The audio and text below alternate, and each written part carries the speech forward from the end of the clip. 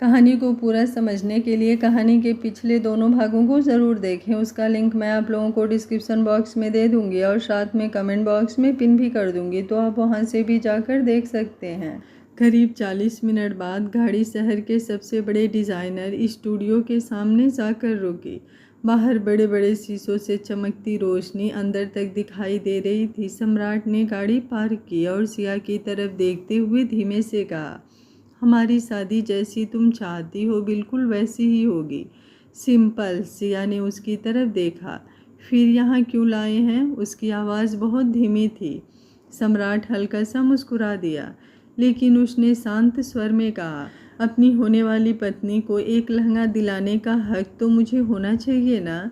सिया कुछ सेकंड उसे देखती रह गई। उसके पास इस बात का कोई जवाब नहीं था। वो बस धीरे से नज़रें झुकाकर आगे बढ़ गई। अंदर जाते ही स्टाफ ने सम्राट को पहचान लिया। सब लोग बेहद सम्मान से उन्हें अंदर ले आए। अलग अलग डिज़ाइनर लहंगे सामने रखे जाने लगे, लेकिन सिया हर बार हल्की नज़र डालकर चुप हो जाती। आपको जो ठीक लगे वो धीमे से कह देती। सम्राट उसकी तरफ देखता रहा। फिर आखिर उसने खुद एक हल्के क्रीम कलर का बेहद खूबसूरत लेकिन सिंपल लहंगा निकलवाया। ना ज़्यादा भारी, ना ज़रूरत से ज़्यादा चमकदार, बिल्कुल वैसा जैसा शायद सिया पसंद करती। ये ट्राई कर लो, उसने धीरे से कहा। सिया ने उसकी तरफ देखा। पहली बार उसकी आंखों में हल्की सी नरमी उतर आई थी। वो बिना कुछ बोले ट्रायल रूम की तरफ चली गई और सम्राट वहीं खड़ा बस उस दरवाजे को देखता रह गया जिसके पीछे उसकी ज़िंदगी खड़ी थी। सिया के ट्रायल रूम के अंदर जाते ही सम्राट की नज़रें उसी दरवाजे पर टिक गईं जिससे पीछे वो थी। जाने क्यों उसके दिल की धड़कन हर गुजरते सेकंड के साथ और तेज़ होती जा रही थी। वो खुद समझ नहीं पा रहा था कि सिर्फ एक लहंगा ट्राई करने भर से उसके अंदर इतनी बेचैनी क्यों बढ़ रही है। शायद इसलिए क्योंकि पहली बार वो उस लड़की को अपनी होने वाली पत्नी के रूप में देख रहा था जिसे उसने बरसों पहले एक रात में अपने दिल में बसा लिया था। स्टाफ एक के बाद एक लहंगे निकाल कर सामने रख रहा था, लेकिन सम्राट का ध्यान कहीं और ही था। तभी ट्रायल रूम का पर्दा हल्का सा सरका और सिया बाहर आई। हल्के क्रीम रंग के लहंगे में वो बेहद प्यारी लग रही थी, सिंपल, शांत, बिल्कुल उसकी तरह। लेकिन सम्राट ने बस एक नज़र उसे देखा और फिर धीरे से सिर हिला दिया। नहीं, उसकी आवाज़ बहुत धीमी थी। ये नहीं, कुछ और दिखाइए। सिया ने कुछ नहीं कहा, बस वापस अंदर चली गई। उसके बाद एक एक करके कई लहंगे आए। कहीं रंग बहुत गहरा था, कहीं काम ज़रूरत से ज़्यादा भारी, कहीं डिजाइन ऐसा जो सिया के स्वभाव से मेल नहीं खा रहा था। और हर बार सम्राट सिर्फ एक नज़र उसे देखता और शांत स्वर में कह देता, कुछ और दिखाइए।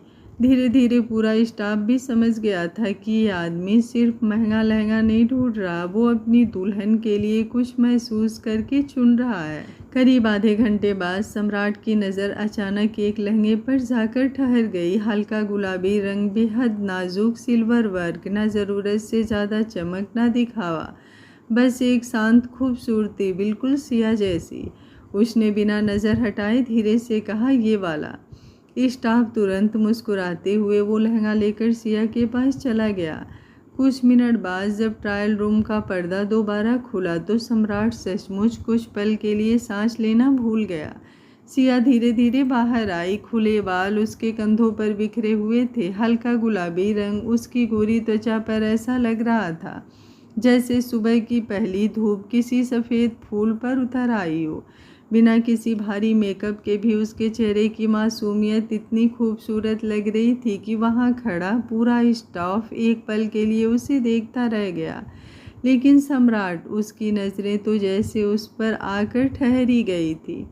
वो बस उसे देखे जा रहा था, बिना पलक झपकाए। सिया ने पहली बार खुद को उसकी नज़रों में इस तरह देखा था, जहाँ सिर्फ पसंद नहीं थी, एक अजीब सी तड़प थी, अपनापन था, जैसे वो सचमुच उसे अपनी ज़िंदगी का हिस्सा मान चुका हो।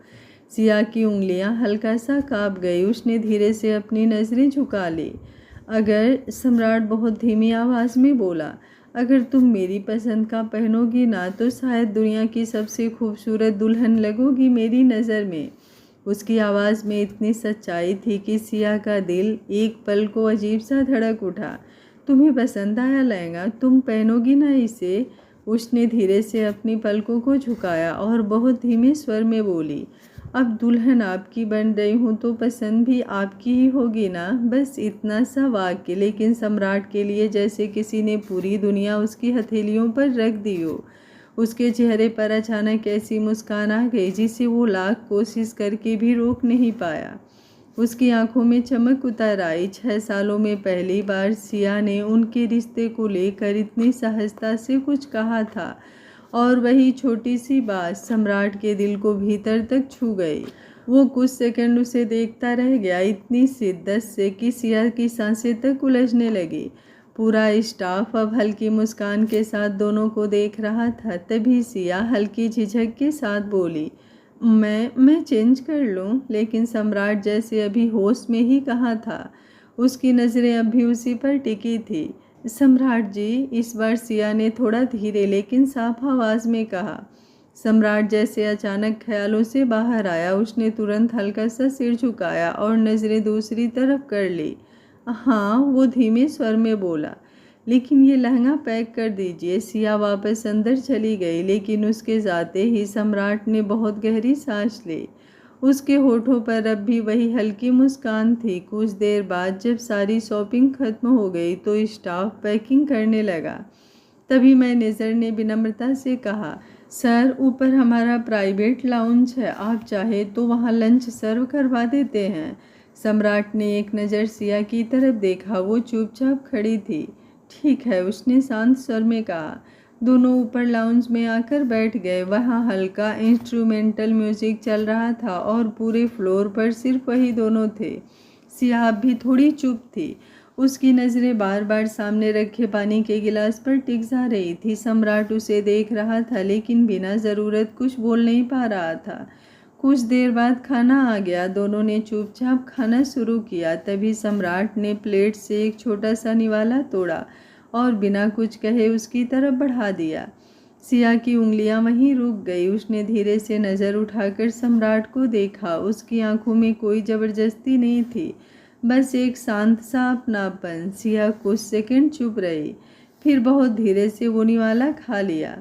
अब उस छोटे से पल में दोनों के बीच की खामोशी को पहले से कहीं ज़्यादा गहरा और मुलायम बना दिया।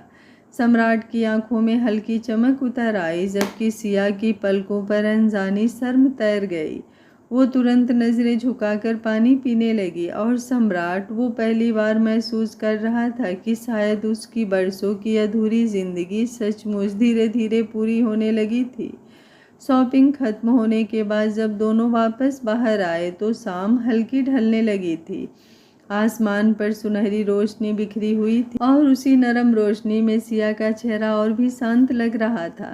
सम्राट ने स्टाफ से सारे पैकेट गाड़ी में रखवाए और फिर खुद ड्राइविंग सीट पर आकर बैठ गया। पूरे रास्ते दोनों के बीच वही धीमी सी खामोशी बनी रही, लेकिन अब उस खामोशी में अजनबियत नहीं थी, जैसे दोनों बिना शब्दों के भी एक दूसरे को महसूस कर पा रहे थे। कभी कभी सम्राट की नज़र अनजाने में सिया पर टिक जाती और हर बार सिया की उंगलियां अपनी चुन्नी को हल्का सा मरोड़ने लगती। उसकी धड़कनें जाने क्यों सम्राट के आसपास आते ही बेकाबू होने लगी थी। कुछ देर बाद गाड़ी सिया के घर के बाहर आकर रुकी। सम्राट गाड़ी बंद करके कुछ सेकंड चुप बैठा रहा, जैसे वो इस पल को थोड़ी देर और रोक लेना चाहता हो। फिर धीरे से उसकी तरफ मुड़ा। तुम्हारे लिए मुझे अभी और भी बहुत सारी चीज़ें लेनी है। उसकी आवाज़ बेहद शांत थी, लेकिन इसका इंतज़ाम मैंने मुंबई में कर दिया है। तुम्हारे वहाँ पहुँचने से पहले तुम्हारी ज़रूरत का हर सामान मौजूद होगा। सिया चुपचाप सुनती रही। हाँ, सम्राट हल्का सा मुस्कुराया। सब मेरी पसंद का होगा। फिर उसने बहुत धीरे से पूछा, मेरी पसंद बनोगी ना तुम? सिया की पलकों में हल्की सी कपकपी हुई। उसने बिना नज़र उठाए बहुत धीरे से अपना सिर हिला दिया। बस इतना सा जवाब भी सम्राट के दिल को अजीब सी राहत दे गया। उसने गहरी सांस ली और बोला, मैंने समर के लिए भी सब अरेंज करवा दिया है। उसका एडमिशन मुंबई के एक अच्छे स्कूल में हो जाएगा वहाँ उसे किसी चीज़ की कमी नहीं होगी। कुछ पल रुक कर उसने सिया की आंखों में देखते हुए पूछा, तुम्हें कोई परेशानी तो नहीं है? नहीं, सिया ने धीमे स्वर में कहा, जैसा आपको ठीक लगे। उसके जवाब में इतना भरोसा था कि सम्राट कुछ सेकंड उसे बस देखता रह गया। फिर अचानक उसके चेहरे पर हल्की बेचैनी उतर आई, जैसे वो कुछ कहना चाहता हो लेकिन शब्द साथ नहीं दे रहे हों। सिया, उसने बहुत धीरे से कहा, मैं तुमसे एक बात, लेकिन आगे शब्द उसके होठों पर ही अटक गए। शायद वो खुद नहीं समझ पा रहा था कि अपने दिल की उस बेचैनी को कैसे कहे, मगर सिया पता नहीं कैसे इस बार बिना बोले ही सब समझ गई। उसने पहली बार बिना किसी झिझक के धीरे से आगे बढ़कर अपना सिर सम्राट के सीने से लगा दिया। बस एक पल और सम्राट जैसे पूरी तरह थम गया। उसकी सांसें रुक सी गई। फिर अगले ही पल उसने आंखें बंद करके सिया को अपनी बाहों में भर लिया, इतना करीब, इतना कसकर, जैसे बरसों की विछड़न एक ही पल में पूरी कर लेना चाहता हो। उसकी उंगलियां हल्का सा कांप रही थी, आंखों के कोनों में नमी उतर आई थी। उसने कभी सोचा भी नहीं था कि उसकी ज़िंदगी में ऐसा दिन आएगा जब वही लड़की जिसे वो 6 सालों से सिर्फ यादों में जीता रहा, आज उसकी बाहों में होगी। सिया भी बिल्कुल शांत उसके सीने से लगी रही। सम्राट के दिल की धड़कनें इतनी तेज थी कि वो साफ महसूस कर पा रही थी, और शायद पहली बार उसे एहसास हुआ कि ये आदमी सचमुच उससे कितना प्यार करता है। वक्त जैसे वहीं थम गया था। ना किसी ने कुछ कहा, ना किसी को कुछ कहने की ज़रूरत थी। करीब कई मिनट तक दोनों वैसे ही खड़े रहे। फिर जब सिया धीरे धीरे अलग हुई तो उसकी सांसें बुरी तरह उलझ चुकी थी। उसने नज़रें उठाने की कोशिश की, लेकिन सम्राट की आंखों में जो गहराई थी वो उसे और बेचैन कर गई। सम्राट ने बहुत धीरे से अपना हाथ उसके गाल पर रखा। उसकी उंगलियों का स्पर्श इतना नरम था कि सिया की पलकों ने खुद ब खुद झुक जाना बेहतर समझा। बस एक दिन और, सम्राट की आवाज़ भर्रा गई। उसके बाद तुम पूरे रीति रिवाज के साथ मेरी हो जाओगे। उसकी आंखें अब भी उसी पर टिकी थी। मैं तुमसे वादा करता हूँ सिया, इस रिश्ते को अपनी जान से भी ज़्यादा संभाल कर रखूँगा। तुम्हें कभी किसी चीज़ की कमी नहीं होने दूंगा, कभी कोई तकलीफ़ नहीं आने दूंगा तुम्हारी ज़िंदगी में। बस एक बार मुझ पर भरोसा रखना। सिया की आंखें धीरे धीरे भर आई। उसने झुकी नज़रों से ही अपने हाथ को सम्राट के हाथ पर रख दिया, जो अब भी उसके गाल को छुए हुए था। आप ऐसा मत कहिए, उसकी आवाज़ बहुत धीमी थी। मुझे भरोसा है आप पर। फिर कुछ पल रुककर उसने लगभग फुसफुसाते हुए कहा, सच कहूँ तो खुद से भी ज़्यादा भरोसा है। बस इतना सुनना था कि सम्राट ने अपनी आंखें बंद कर ली। उसके होठों पर हल्की सी कांपती मुस्कान आ गई, क्योंकि जिस लड़की को वो 6 सालों तक तलाशता रहा, वो धीरे धीरे उसकी ज़िंदगी, उसकी धड़कन बनती जा रही थी। आज वही लड़की उस पर खुद से ज़्यादा भरोसा करने लगी थी। शाम हल्की ढल चुकी थी जब सम्राट की गाड़ी सिया के घर के बाहर रुकी। पूरे रास्ते में वही नरम खामोशी अब भी दोनों के बीच थी, लेकिन उस खामोशी में अपनापन ढल चुका था। सम्राट गाड़ी से उतरा और पीछे जाकर शॉपिंग बैग खुद निकालने लगा। सिया ने एक बार उसकी तरफ देखा, जैसे कहना चाहती हो कि वो खुद संभाल लेगी, लेकिन सम्राट ने बिना कुछ बोले ही सारे बैग अपने हाथों से उठा लिए। तभी सिया ने डोरबेल बजाई और अगले ही पल अंदर से भागते हुए छोटे छोटे कदमों की आवाज़ सुनाई दी। दरवाज़ा खुलते ही समर सीधे सिया से आकर लिपट गया। मम्मा, उसकी आवाज़ में शिकायत भी थी और राहत भी। आप कहाँ चले गए थे? मैं कब से पूछ रहा था नानी से।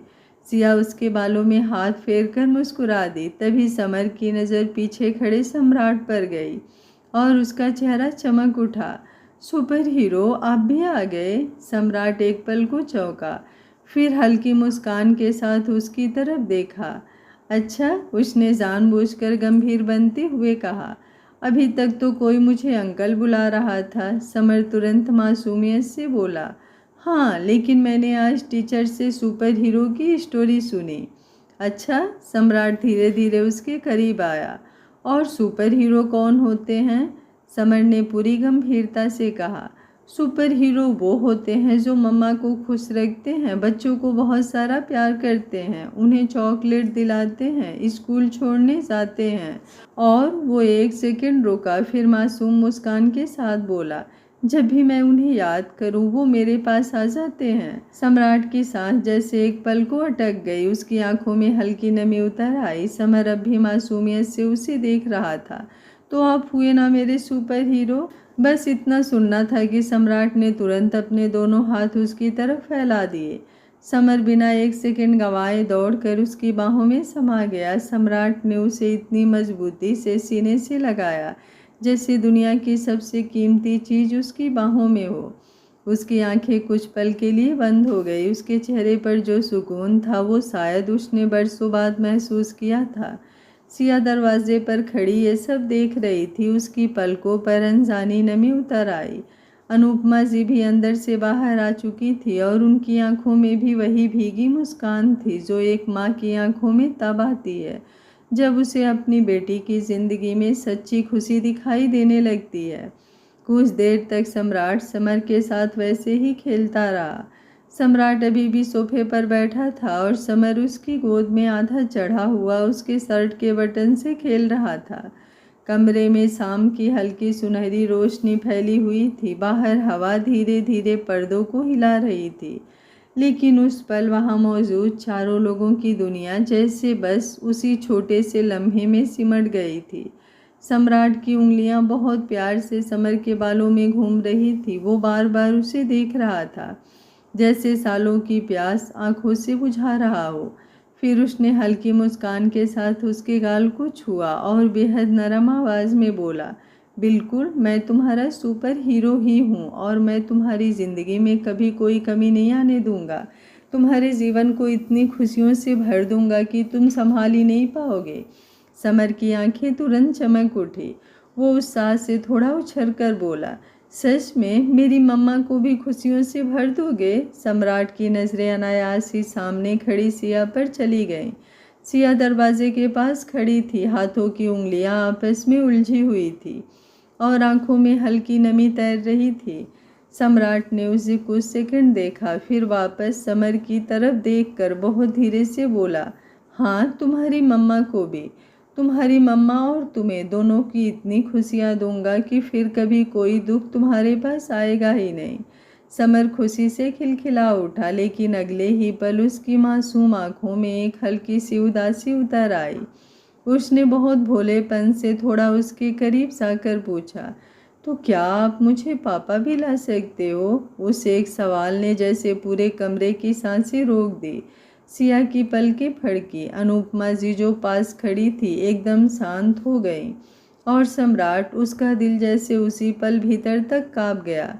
समर एक बार फिर सिया की तरफ देखा, फिर सम्राट के और करीब होकर धीरे से बोला, लेकिन मैं पापा को मांगना नहीं चाहता, क्योंकि मैं जब भी माँ से पापा के बारे में पूछता था तो माँ रोती थी, इसलिए मैंने पापा के बारे में पूछना छोड़ दिया।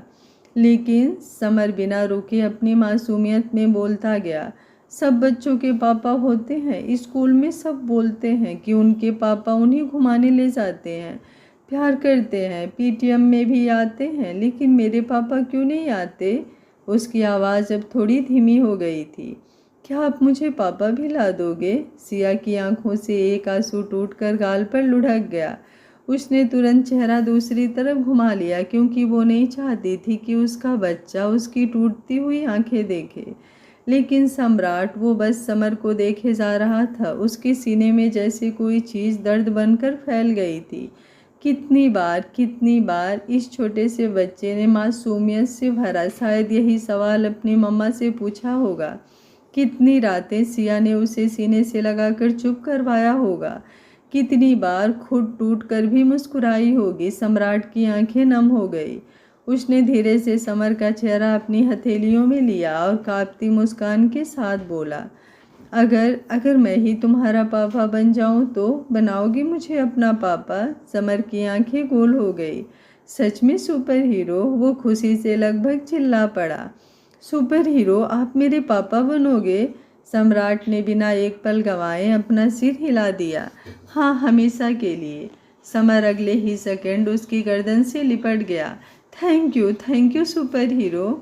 उसकी छोटी छोटी बाहें सम्राट के गले के चारों तरफ कस गई। सम्राट की आंखें बंद हो गई।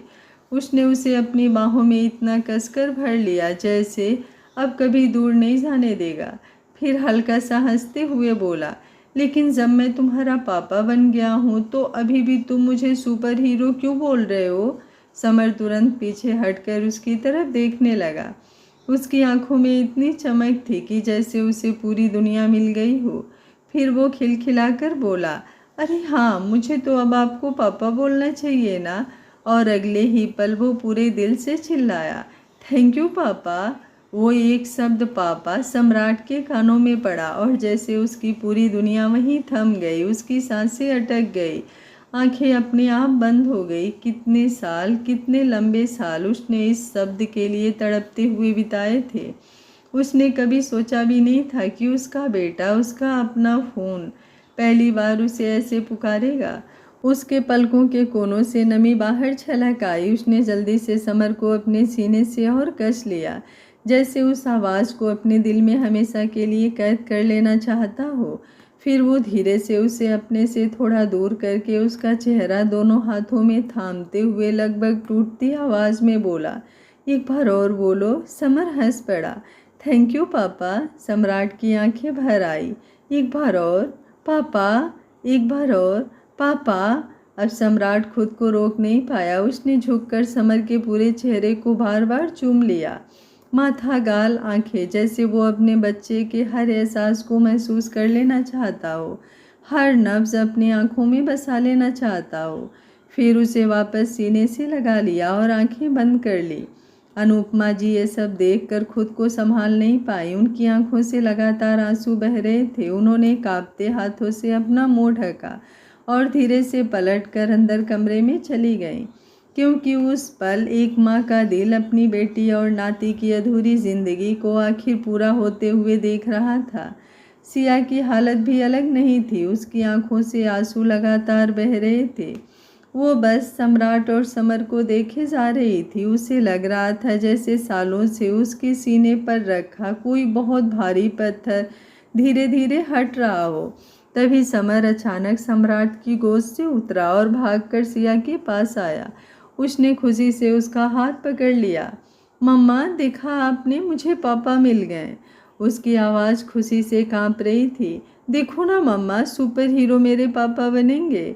सिया नीचे बैठ गई। उसने कांपते हाथों से समर का चेहरा पकड़ा। उसकी आंखों में ढेर सारा प्यार और दर्द एक साथ उतर आया था।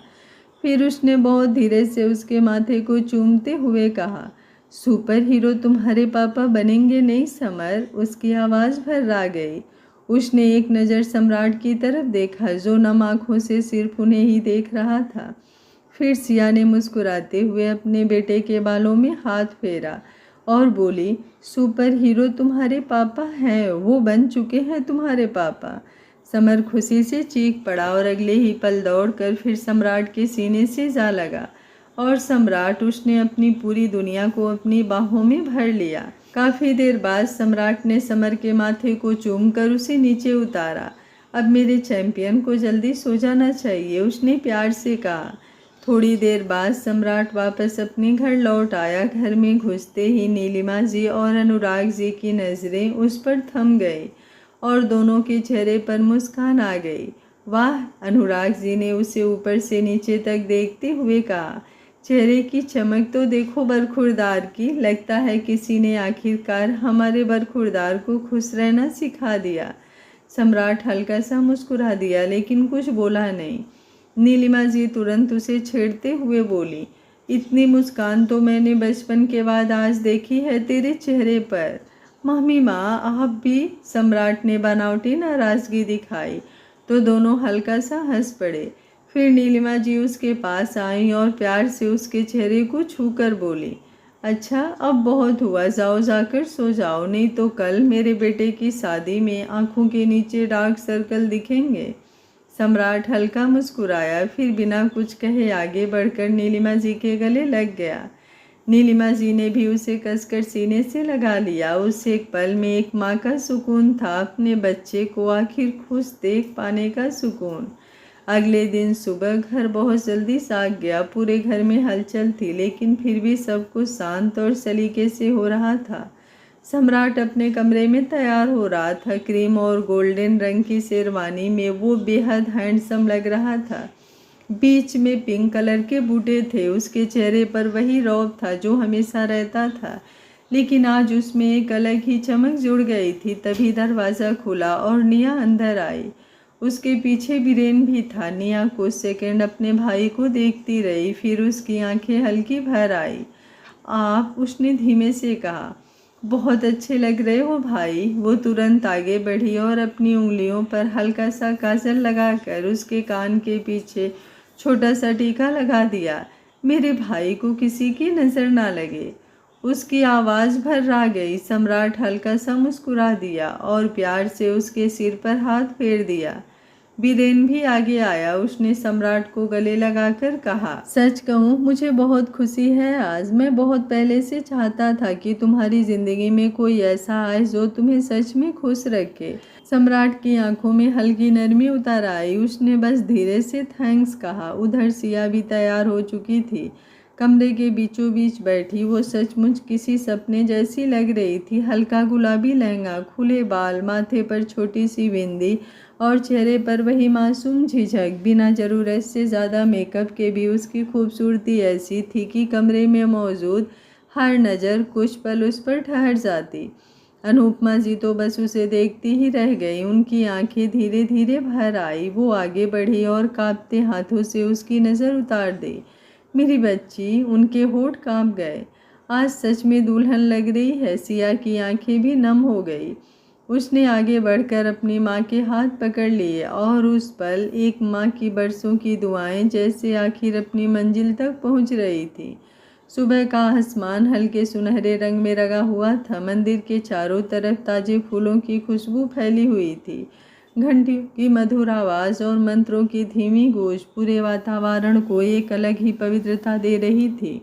मंदिर ज़्यादा बड़ा नहीं था, लेकिन वहाँ मौजूद हर रिश्ता, हर भावना उस जगह को बेहद खास बना रही थी।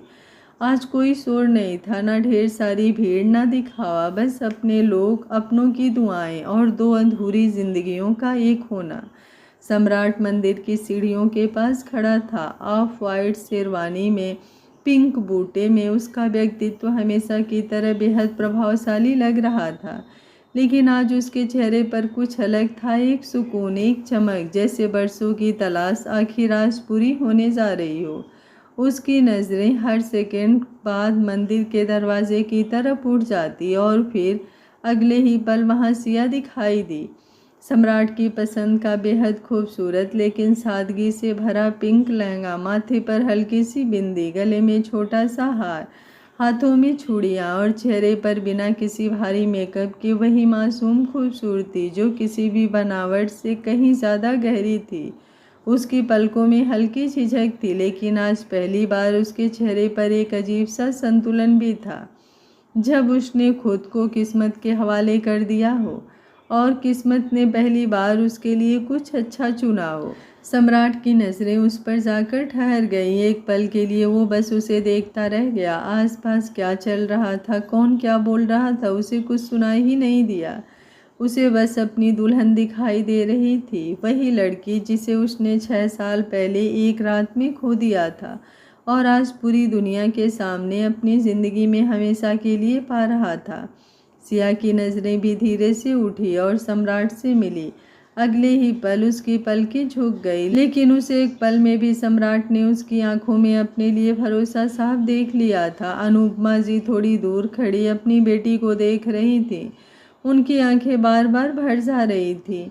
कितनी रातें उन्होंने अपनी बच्ची को टूटते देखा था, कितनी बार उसे अकेले लड़ते देखा था, और आज वही बच्ची दुल्हन बनी अपने जीवन की नई शुरुआत करने जा रही थी। उन्होंने चुपके से उसकी नज़र उतारी और मन ही मन भगवान से बस एक ही प्रार्थना की, मेरी बच्ची की ज़िंदगी में अब कभी दोबारा दुख मत देना।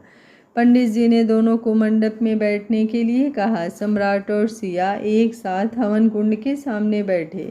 दोनों के बीच हल्की झिझक अभी भी थी, लेकिन उस झिझक के पीछे एक गहरा अपनापन भी था जिसे शायद दोनों अब महसूस करने लगे थे।